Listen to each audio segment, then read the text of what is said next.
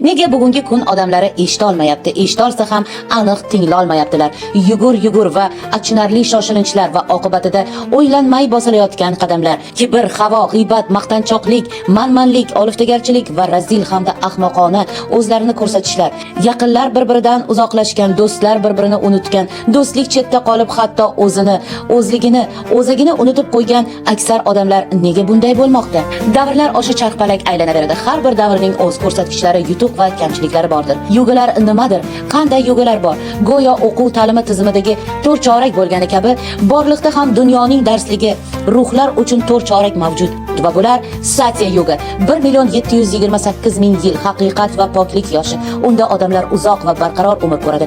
Eng chuqur, yorug' va poklik davri. Treta yoga 1,296,000 yil. Axloq hali ham kuchli, lekin biroz pasaygan davr. Axloq va etika saqlangan davr.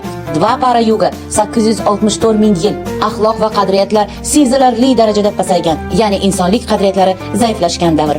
Bugungi kun davrimiz Kali yoga davri 432,000 yildan iborat. Eng ko'p buzilgan va barqarorlik kam bo'lgan zamon.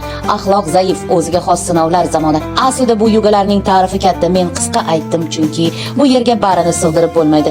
Ya'ni yoga muddatlari va holati bo'yicha haqiqatda ancha uzoq gapirish mumkin va bu juda qiziq hamda buni bilish muhimdir.